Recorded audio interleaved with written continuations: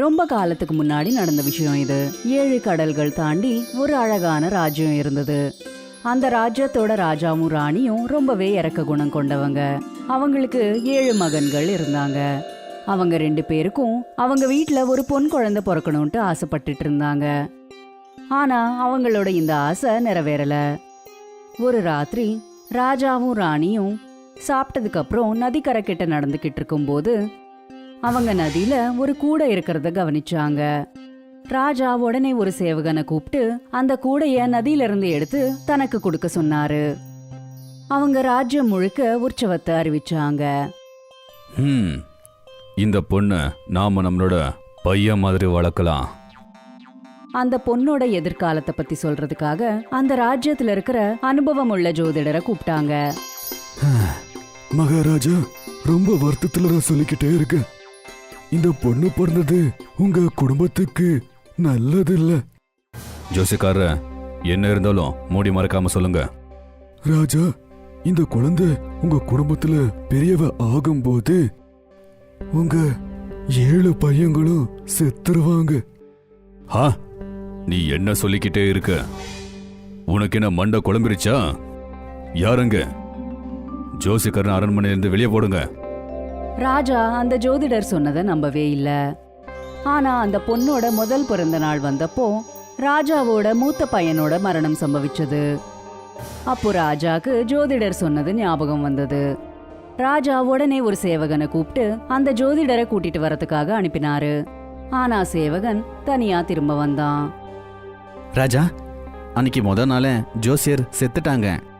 நல்ல விஷயம் என்னன்னா அவங்க சகோதரன் பக்கத்து நாட்டில் தான் இருக்காங்க. நீங்க ஒன்று சொன்னா நான் அவங்கள கூட்டிக்கிட்டு வரேன். அவங்கள கூட்டிக்கிட்டு வாங்க. என்னோட அண்ணன் சொன்னது சரிதான். இப்போதான் நாங்க நம்புற ஜோசியர. அதுக்கு என்ன பண்ணணும்னு சொல்லுங்க. ஒருவேளை உங்க பொண்ண நெருப்போட வட்டத்துல வளர வச்சன்னா அவங்க பெரியவங்க ஆனாலும் கூட உங்க பையங்களுக்கு ஒண்ணுமே ஆகாது. ஆனா ஞாபகத்துல வச்சுக்கோங்க, அந்த நெருப்பு அணையவே கூடாது. ஒரு சின்ன வீட்டை தயாரு செஞ்சாங்க. அப்புறம் அந்த வீட்டை சுத்தி நெருப்பு பத்த வச்சு அதுல அந்த பொண்ணை அடைச்சு வச்சிருந்தாங்க.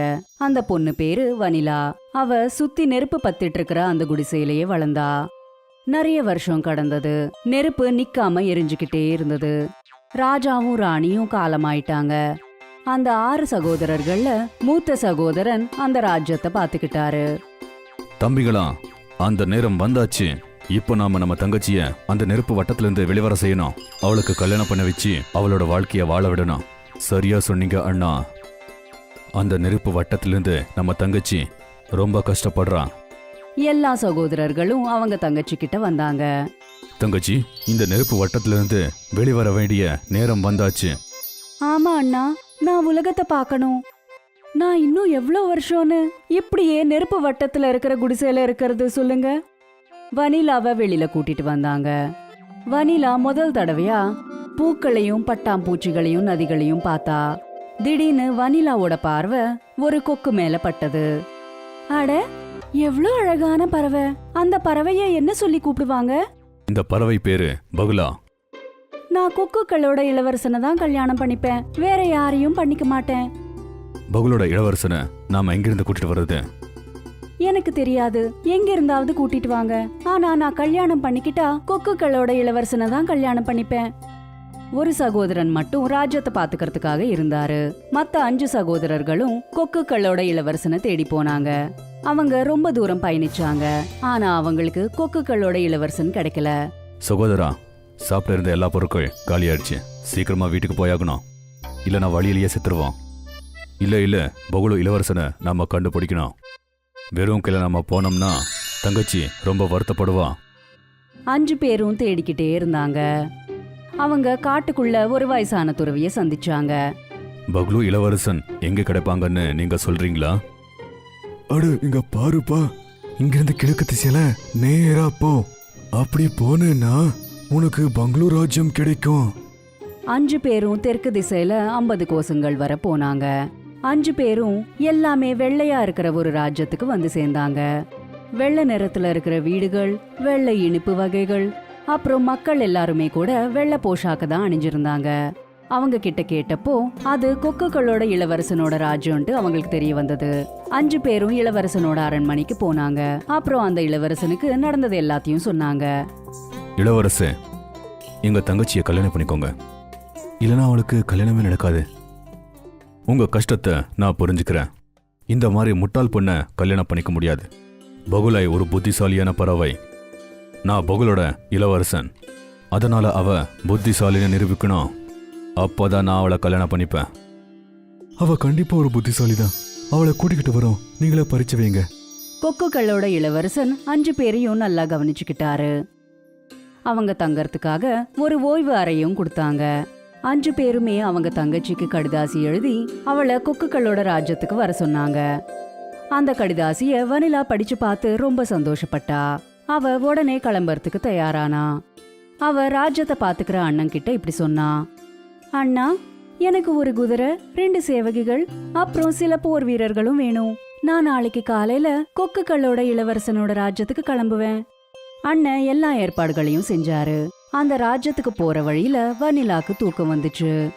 அங்க இருக்கிற 2 சேவகிகள்ல ஒரு சேவகி வயசானவங்க, இன்னொன்னு அவங்களோட இளம் பொண்ணு. வயசான சேவகி இப்படி யோசிச்சா, வனிலாவுக்கு பதிலா என் பொண்ணுக்கு அந்த கொக்குகளோட இளவரசன் கூட கல்யாணம் நடந்தா நல்லா இருக்கும். அவ சேனைகளுக்கு ஆசை காமிச்சா, கேளுங்கப்பா, நான் இந்த ராஜ்யத்தோட முக்கிய சேவகின்ட்டு உங்களுக்கு தெரியும் இல்ல? அதனால எனக்கு பெரிய பெரிய ஆட்கள் எல்லாம் தெரியும். நீங்க நான் சொல்ற வேலைய செஞ்சா அரண்மனையோட கஜானால இருந்து நான் உங்களுக்கு தங்கம் கிடைக்கிற மாதிரி செய்யறேன். என்ன வேலை? இளவரசி வனிலா இப்போ தூங்கிட்டு இருக்கா. நீங்க 2 பேரும் அவளை ஒரு புத மணலுக்குள்ள தூக்கி போடணும். அப்படி செஞ்சா என் பொண்ணோட கல்யாணம் கொக்குகளோட இளவரசனோட நடக்கும். காவலர்களும் தங்கத்துக்கு ஆசைப்பட்டு அப்படியே செஞ்சாங்க. அவங்க காட்டுக்குள்ள இருக்கிற புத மணலுக்குள்ள வனிலாவை தூக்கி போட்டுட்டாங்க. வனிலா கை கால ஆட்டிக்கிட்டே இருந்தா. ஆனா காவலர்களும் சேவகிகளும் அங்கிருந்து உடனே ஓடி போயிட்டாங்க. சேவகியோட பொண்ணு முட்டாளும் அப்புறம் பேராசை பிடிச்சவ கூட. அவ கொக்குகளோட இளவரசனுக்கிட்ட வந்து சேர்ந்தா. நான் 7 அண்ணன்களோட தங்கச்சி. நான் உங்களை கல்யாணம் பண்ணிக்க விரும்புறேன். சரி, அப்படின்னா நீ எவ்வளவு புத்திசாலின்னு நான் உனக்கு பரிச்சை வைக்கிறேன். கேளு, எந்த 3 எண்ணுக்கள் அதை கூட்டினாலும் வகுத்தாலும் பதில் ஒண்ணுதான் வரும். சேவகியோட பொண்ணோட வாய் அடைஞ்சு போச்சு. உங்க அண்ணங்க நீ புத்திசாலின்னு சொல்லிக்கிட்டே இருந்தாங்க. அவங்க பொய் சொல்லிருக்காங்க. இவ்வளவு சுலபமான கணிதம் கூட உனக்கு தெரியல. யாருங்க? அந்த 5 பேரையும் கூப்பிடுங்க. 5 சகோதரர்களையும் இளவரசனுக்கு முன்னாடி நிப்பாட்டினாங்க. நீங்க என்கிட்ட பொய் சொல்லிட்டீங்க. உங்க தங்கச்சி புத்திசாலி இல்ல. சுலபமான கணிதம் கூட இவளுக்கு தெரியல. இளவரசே, உங்ககிட்ட யாரோ தப்பா சொல்லிருக்காங்க. இந்த பொண்ணு எங்க தங்கச்சி இல்ல. மறுபடியும் பொய்யா? யாருங்க? இந்த 5 பேரையும் சிறையில போடுங்க. அதுக்கப்புறம் மரண தண்டனையா கொடுங்க. இளவரசரே, நிறுத்துங்க. நான் தான் இந்த சகோதரர்களோட உண்மையான தங்கச்சி. முதல்ல நான் கேட்டதுக்கு பதில் சொல்லு. அந்த 3 எண்ணுக்கள் என்ன? அதை கூட்டினாலும் பெருக்கினாலும் பதில் ஒண்ணுதான் வரும். 1, 2, அப்புறம் 3. அட, அற்புதம், மிக அற்புதம். ஆனா எனக்கு ஒண்ணு புரியல. நீ தங்கச்சியா இருந்தா இந்த பொண்ணு யாரு? இது என்னோட சேவகியோட பொண்ணு. வழியில இவங்க 2 பேரும் என்ன புதை மணலுக்குள்ள தூக்கி போட்டுட்டாங்க. என் நல்ல நேரம் ஒரு மேய்ப்பாளன் என்ன காப்பாத்தினா. அப்புறம் நான் இங்க வந்தேன். கொக்குகளோட இளவரசன் அந்த அம்மா பொண்ணு 2 பேரையும் சிறைச்சாலையில அடைச்சிட்டாரு. அப்புறம் வனிலாவை ரொம்பவே ஆர்ப்பாட்டமா கல்யாணம் பண்ணிக்கிட்டாரு.